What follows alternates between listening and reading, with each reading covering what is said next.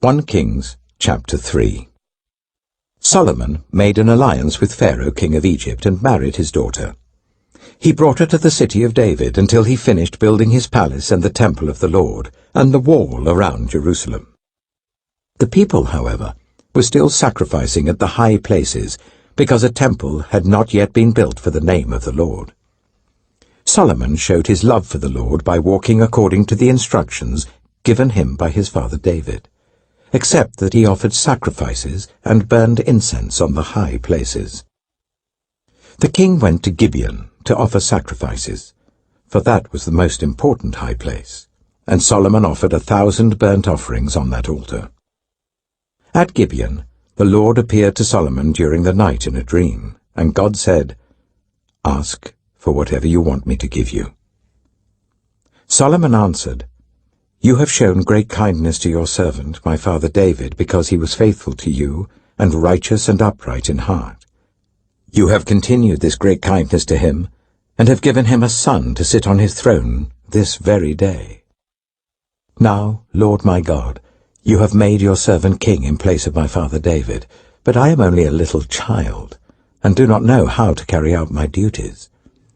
Your servant is here among the people you have chosen, a great people, too numerous to count or number. So give your servant a discerning heart, to govern your people, and to distinguish between right and wrong. For who is able to govern this great people of yours?" The Lord was pleased that Solomon had asked for this. So God said to him, "Since you have asked for this, and not for long life or wealth for yourself, nor have asked for the death of your enemies, but for discernment in administering justice, I will do what you have asked. I will give you a wise and discerning heart, so that there will never have been anyone like you, nor will there ever be. Moreover, I will give you what you have not asked for, both wealth and honor, so that in your lifetime you will have no equal among kings. And if you walk in obedience to me and keep my decrees and commands as David your father did, I will give you a long life." Then Solomon awoke, and he realized it had been a dream. He returned to Jerusalem, stood before the ark of the Lord's covenant, and sacrificed burnt offerings and fellowship offerings. Then he gave a feast for all his court. Now 2 prostitutes came to the king and stood before him. One of them said, "Pardon me, my lord, this woman and I live in the same house. I had a baby while she was there with me. The 3rd day after my child was born, this woman also had a baby. We were alone. There was no one in the house but the 2 of us. During the night, this woman's son died because she lay on him. So she got up in the middle of the night and took my son from my side while I, your servant, was asleep. She put him by her breast and put her dead son by my breast.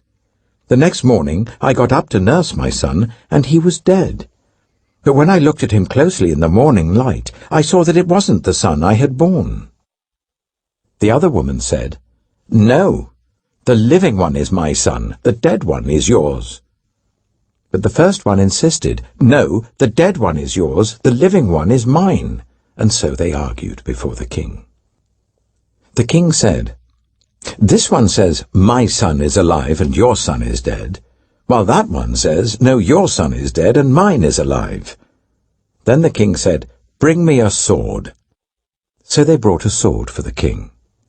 He then gave an order, "Cut the living child in 2, and give half to one and half to the other." The woman, whose son was alive, was deeply moved out of love for her son, and said to the king, "Please, my lord, give her the living baby. Don't kill him." But the other said, "Neither I nor you shall have him. Cut him in 2. Then the king gave his ruling. "Give the living baby to the first woman. Do not kill him. She is his mother." When all Israel heard the verdict the king had given, they held the king in awe, because they saw that he had wisdom from God to administer justice. 1 Kings chapter 4. So King Solomon ruled over all Israel, and these were his chief officials: Azariah, son of Zadok the priest; Elihoreph and Ahijah, sons of Suchet, secretaries; Jehoshaphat, son of Elihud, recorder; Benaiah, son of Jehoiada, commander-in-chief; Zadok and Abiathar, priests; Azariah, son of Nathan, in charge of the district governors; Zabud, son of Nathan, a priest and adviser to the king; Ahisha, palace administrator; Adoniram, son of Abda, in charge of forced labor. Solomon had 12 district governors over all Israel, who supplied provisions for the king and the royal household. Each one had to provide supplies for 1 month in the year. These are their names: Ben-Hur, in the hill country of Ephraim; Ben-Deka, in Makaz, Shaalbim, Bethshemesh, and Elon Bethhanan; Ben-Hesed, in Aruboth; Soco and all the land of Hepher was his; Ben-Abinadab, in Naphoth Dor. He was married to Taphar, daughter of Solomon; Baana, son of Ahilud, in Taanach and Megiddo, and in all of Beth-Shan, next to Zarathan below Jezreel, from Beth-Shan to Abel-Maholah, across to Jokmeam; Ben-Jeba, in Ramoth-Gilead. The settlements of Jair, son of Manasseh in Gilead, were his, as well as the region of Argob in Bashan, and its 60 large walled cities with bronze gate bars; Ahinadab, son of Iddo, in Mahanaim; Ahimaaz, in Naphtali. He had married Basemath, daughter of Solomon; Baana, son of Hushai, in Asher and in Aloth; Jehoshaphat, son of Peruah, in Issachar; Shimei, son of Elah, in Benjamin; Jeba, son of Uri, in Gilead; the country of Sihon, king of the Amorites, and the country of Og, king of Bashan. He was the only governor over the district. The people of Judah and Israel were as numerous as the sand on the seashore. They ate, they drank, and they were happy. And Solomon ruled over the kingdoms from the river Euphrates to the land of the Philistines, as far as the border of Egypt. These countries brought tribute and were Solomon's subjects all his life.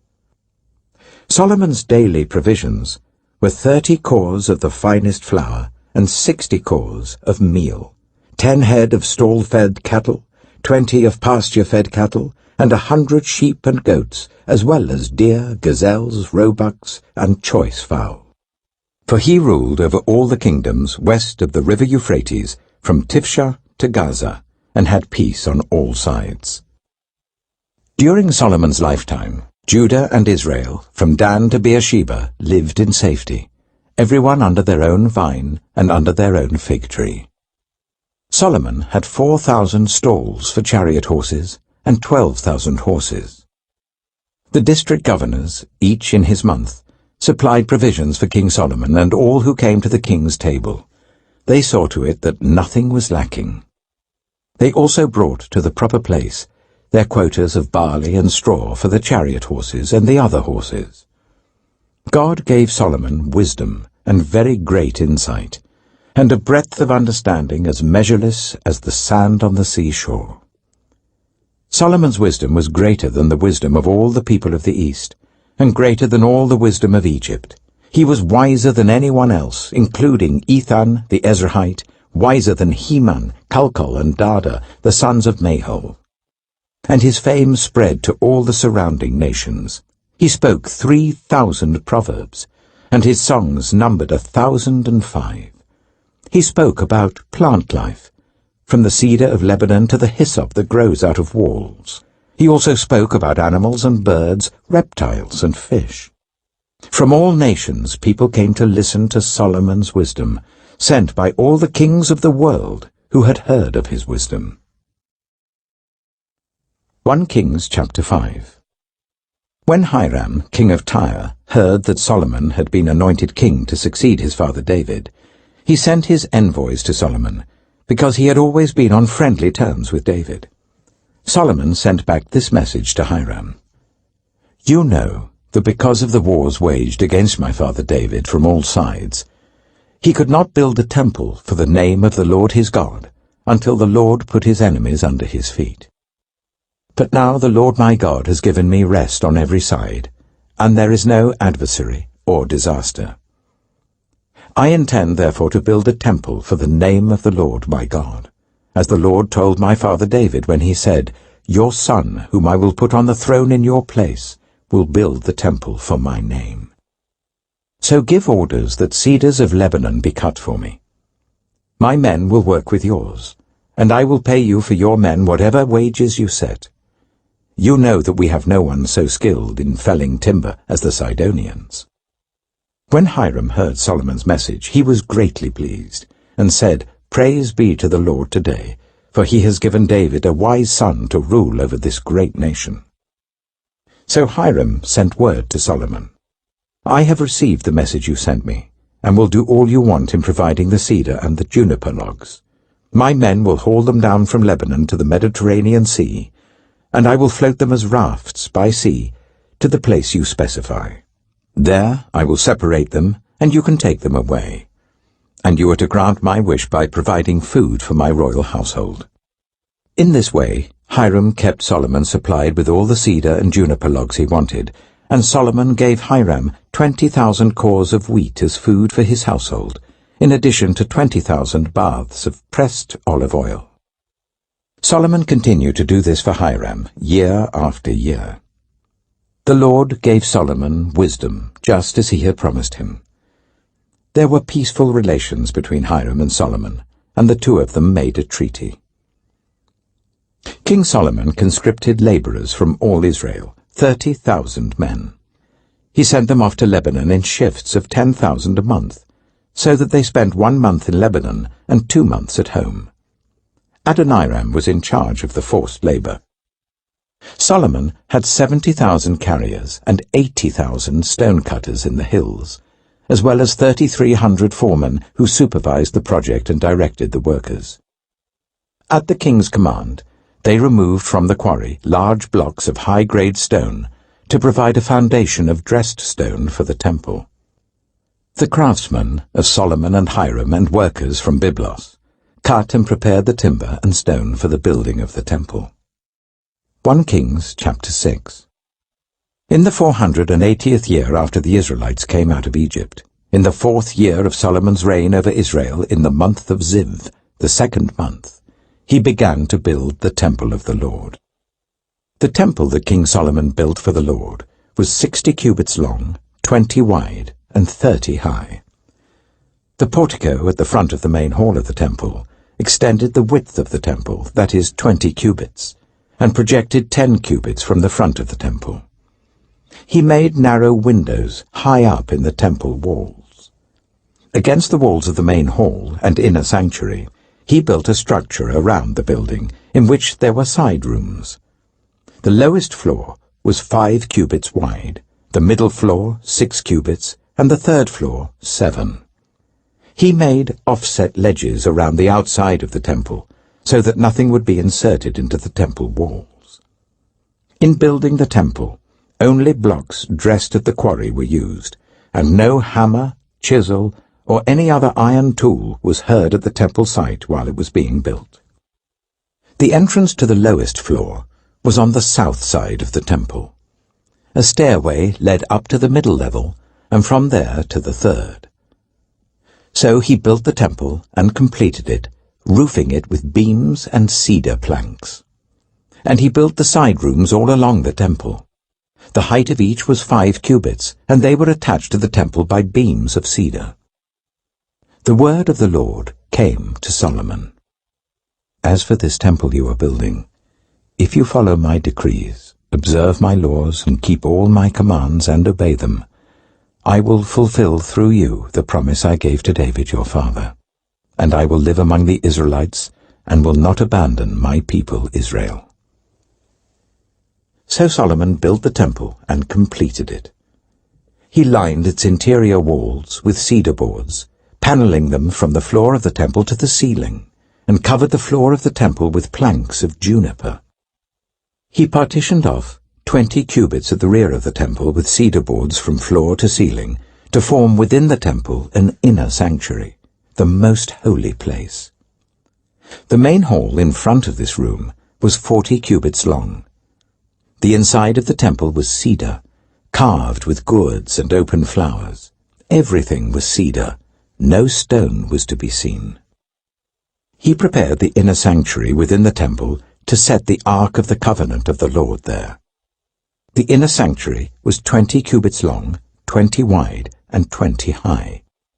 He overlaid the inside with pure gold, and he also overlaid the altar of cedar. Solomon covered the inside of the temple with pure gold, and he extended gold chains across the front of the inner sanctuary, which was overlaid with gold. So he overlaid the whole interior with gold. He also overlaid with gold the altar that belonged to the inner sanctuary.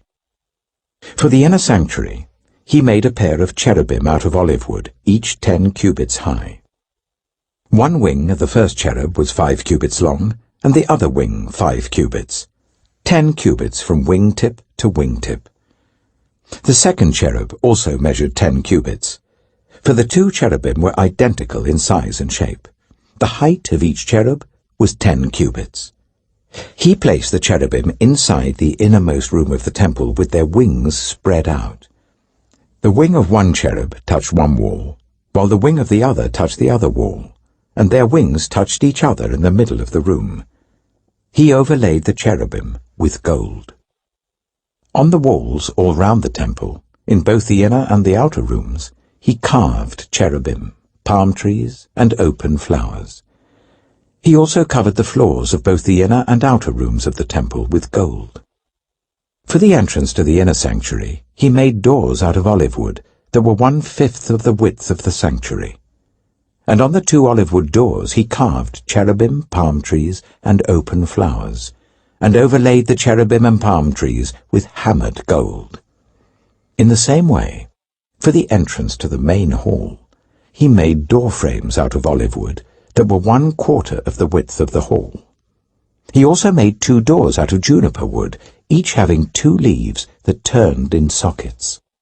He carved cherubim, palm trees, and open flowers on them, and overlaid them with gold, hammered evenly over the carvings. And he built the inner courtyard of 3 courses of dressed stone and 1 course of trimmed cedar beams.